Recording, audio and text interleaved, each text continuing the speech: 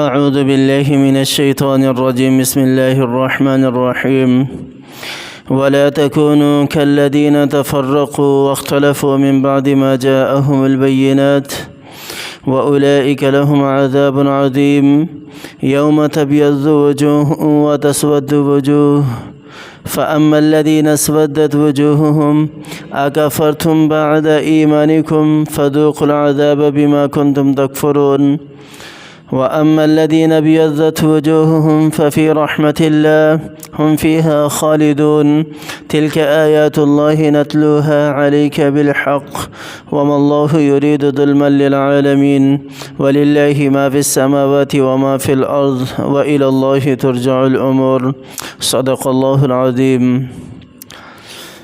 سورہ آل عمران کی ان آیات کے اندر اللہ تعالیٰ نے افتراق اور اختلاف کا ذکر کیا ہے۔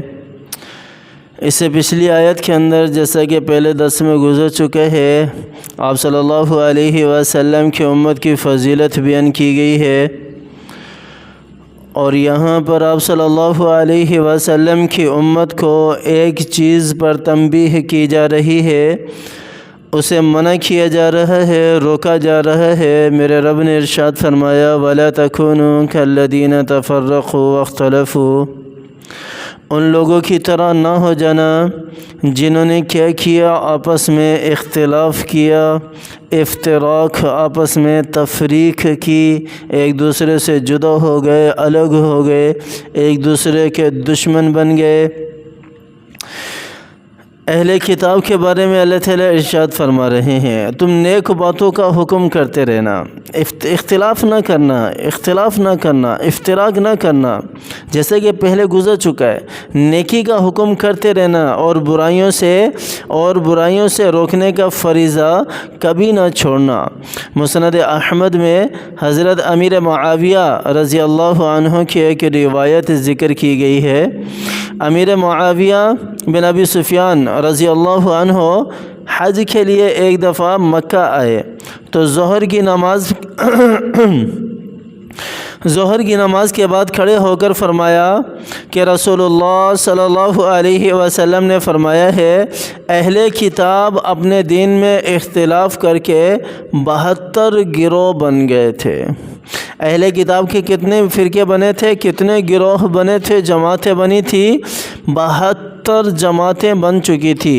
اور آپ صلی اللہ علیہ وسلم نے فرمایا کہ وہ اسی اختلاف کی وجہ سے تھا، افتراق کی وجہ سے تھا۔ اور پھر فرمایا کہ آپ صلی اللہ علیہ وسلم کی امت کے 73 فرقے بن جائیں گے، اور میری امت میں ایسے لوگ ہوں گے جن کی رگ رگ میں اس طرح نفسانی خواہشات گھس جائے گی جس طرح کتے کا کاٹا ہوا انسان، جس کی ایک ایک رگ میں اور ایک ایک جوڑ میں اس کا اثر پہنچ جاتا ہے۔ اے عرب کے لوگوں، اگر تم ہی اپنے نبی کی لائی ہوئی چیز پر قائم نہ رہو گے تو اور لوگ بہت دور جائیں گے۔ اور یہ حدیث بہت ساری سندوں سے ملتی بھی ہے، تو اللہ تعالیٰ نے یہاں پر اس آیت کے اندر افتراق سے اور اختلاف سے منع فرمایا ہے۔ من بعد ما جاءهم البینات، جبکہ تمہارے پاس ایمان آ چکا، واضح نشانیاں آ چکی ہیں، قرآن آ چکا۔ وَأُولَئِكَ لَهُمْ عَذَابٌ عَظِيمٌ، اچھا جو اس طرح کرے گا پھر اللہ تعالیٰ نے بہت بڑا عذاب ایسے لوگوں کے لیے تیار کر رکھا ہے۔ اس سے اگلی آیت میں اللہ تعالیٰ نے ارشاد فرمایا یوم تبیض وجوہ وتسود وجوہ، اچھا جس دن عذاب دیا جائے گا وہ دن کیسا ہوگا؟ یوم تبیض وجوہ، بہت سارے لوگ ایسے ہوں گے جن کے چہرے روشن ہوں گے، چمکدار ہوں گے، نورانی ہوں گے، وتسود وجوہ، اور بہت سارے لوگ ایسے ہوں گے جن کے چہرے جو ہے وہ سیاہ ہوں گے، کالے ہوں گے، بالکل جلے ہوئے جس طرح ہوتے ہیں اس طرح۔ تو یہاں پر علامہ ابن کثیر رحمہ اللہ نے یہ کون سے لوگ مراد ہیں جن کے چہرے جو ہیں وہ جلے ہوئے ہوں گے، بہت ساری حدیثیں جو ہیں وہ ذکر بھی کی ہیں۔ ابن عباس کا ارشاد ہے کہ اہل سنت والجماعت کے منہ جو ہے وہ سفید ہوں گے، نورانی ہوں گے۔ اہل سنت والجماعت اس کو کہتے ہیں جو آپ صلی اللہ علیہ وسلم اور صحابہ کرام کے نقش قدم پر چلنے والی ہے۔ جس طرح کہ آپ صلی اللہ علیہ وسلم کی حدیث بھی ہے، دوسری حدیث جس کے الفاظ یہ ہیں کہ 72-73 فرقے بنیں گے اور ان میں سے صرف ایک جنت میں جائے گا۔ پوچھا گیا کہ وہ کون سا ہوگا جو جنت میں جائے گا؟ آپ صلی اللہ علیہ وسلم نے نام لے کر نہیں بتایا، بلکہ یوں ارشاد فرمایا، ما انا علیہ و اصحابی، جو میرے راستے پر چل رہا ہوگا اور میرے صحابہ کے راستے پر چل رہا ہوگا وہ جنت میں جائے گا۔ اب چاہے وہ کسی بھی جماعت سے تعلق رکھنے والا ہو، جس کو ہم فرقہ بنا کے بیٹھے ہوئے ہیں جس کو ہم آج فرقہ بنا کر بیٹھے ہوئے ہیں۔ بہت سارے لوگ کہتے ہیں کہ دیوبندی بھی فرقہ ہے، بریلوی بھی فرقہ۔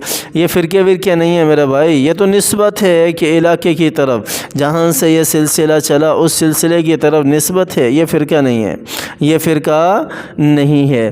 تو ابن عباس رضی اللہ عنہما فرماتے ہیں کہ جو اہل سنت والجماعت کی راستے پر چلنے والے ہوں گے ان کے منہ نورانی ہوں گے، سفید ہوں گے، اور اہل بدعت اور فرقت کے منہ جو ہے وہ سیاہ کالے ہوں گے۔ حسن بصری رحمہ اللہ فرماتے ہیں کہ یہ کالے منہ والے منافق ہوں گے، وہ لوگ ہوں گے۔ یہاں پر جو آیت ذکر کی گئی ہے اس سے مراد کالے منہ والے جو ہیں وہ کون ہوں گے؟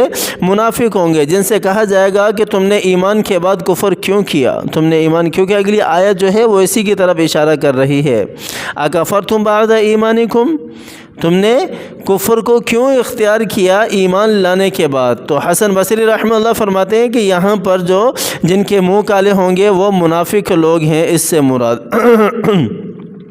اور حضرت ابو امامہ رحمہ اللہ نے جب خارجیوں کے سر دمشق کی مسجد کی زینوں پر لٹکے ہوئے دیکھے تو فرمانے لگے یہ جہنم کے کتے ہیں، یہ جہنم کے کتے ہیں، اس سے بدتر مقتول روئے زمین پر کوئی نہیں، انہیں قتل کرنے والے بہترین مجاہد ہیں۔ پھر آیت پڑھی، یوم تبیض وجوہ وتسود وجوہ اکفرتم بعد ایمانکم فذوقوا العذاب بما کنتم تکفرون واما الذین ابیضت وجوہہم ففی رحمت اللہ ہم فیہا خالدون۔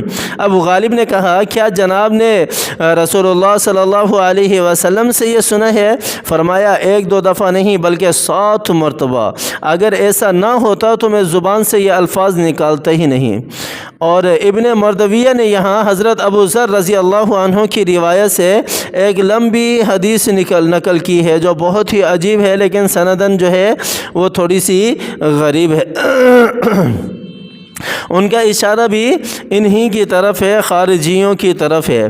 اور اس کے بعد اللہ تعالیٰ نے ارشاد فرمایا جو نورانی چہرے ہوں گے جن کے، وہ کس کنڈیشن میں ہوں گے، کس حالت میں ہوں گے؟ وَأَمَّا الَّذِينَ ابْيَضَّتْ وُجُوهُهُمْ فَفِي رَحْمَةِ اللَّهِ، اور جن کے چہرے نورانی ہوں گے اور جن کے چہرے جو ہیں وہ چمکنے والے ہوں گے، تو اللہ تعالیٰ نے ارشاد فرمایا کہ ففی رحمت اللہ، وہ اللہ کی رحمت میں ہوں گے، اللہ کی رحمت کی وجہ سے بھی ہوں گے، اللہ کی رحمت میں بھی ہوں گے، کیونکہ اللہ کی رحمت کے سوا کوئی چیز ہے ہی نہیں آخرت میں جو لوگوں کے کام آ سکے۔ ہم فیہا خالدون، اور وہ ہمیشہ ہمیشہ اسی اللہ کی رحمت میں رہیں گے۔ تلک آیات اللہ نتلوہا علیک بالحق، اے محمد عربی صلی اللہ علیہ وسلم، یہ آیتیں، یہ ساری کی ساری باتیں، یہ ساری کی ساری نشانیاں ہم آپ پر جو پہنچا رہے ہیں یہ ساری کی ساری حق ہیں، برحق ہیں، اس میں کسی قسم کا کوئی شک نہیں ہے۔ وَمَا اللَّهُ يُرِيدُ ظُلْمًا لِلْعِبَادِ، اور اللہ تعالیٰ جو ہے وہ اپنے بندوں کے ساتھ ظلم کرنا نہیں چاہتے۔ وَلِلَّهِ مَا فِي السَّمَاوَاتِ وَمَا فِي الْأَرْضِ، جو کچھ بھی ہے آسمان و زمین کے اندر یہ سارا کا سارا ایک اللہ ہی کا ہے۔ یہ آج کا انسان سمجھتا ہے کہ میرا میرا میرا، فلاں میرا ہے، فلاں میرا ہے، فلاں میرا ہے، یہ بھی میرا ہے، وہ بھی میرا ہے، وہ بھی میرا ہے۔ ہر بندہ اسی کے پیچھے چل رہا ہے، ہر بندہ اسی کے پیچھے اپنی دھن میں مگن ہے، اور سب کچھ اللہ کا ہے، سب کچھ یہیں چھوڑ کر چلے جانا ہے۔ وَإِلَى اللَّهِ ترجع الامور، اسی کی طرف لوٹ کر سب کو جانا ہے، اسی کی طرف پلٹ کر سب کچھ جانا ہے۔ یہ آسمان اور زمین کے خزانے، یہ مال و دولت، یہ شہرت، یہ عزت، یہ دنیا کی جتنی بھی چیزیں ہیں یہ ساری کی ساری دنیا میں ہی رہیں گی۔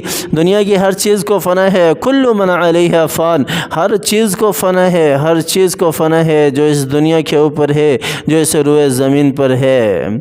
تو اللہ تعالیٰ کی طرف آ جائیں، اللہ کی طرف آ جائیں، اللہ اللہ کو راضی کرنے والے بن جائیں، اللہ کو منانے والے بن جائیں۔ اللہ تعالی ہمیں قرآن کی تلاوت کرنے کی توفیق عطا فرمائے، اللہ تعالی قرآن کو سمجھنے کی توفیق عطا فرمائے، اللہ تعالی قرآن کو ہمارے لیے ذریعہ نجات بنائے، دنیا کے اندر بھی اور آخرت کے اندر بھی۔ اللہ تعالی قرآن کے ذریعے ہمارے بیماروں کو صحت یاب کرے، شفا کلی عطا فرمائے۔ اللہ تعالی مجھے بھی اور آپ کو بھی سمجھ عطا فرمائے، اللہ تعالی ہمیں عمل کرنے کی توفیق عطا فرمائے۔ آمین ثم آمین، وآخر دعوانا ان الحمد للہ رب العالمین۔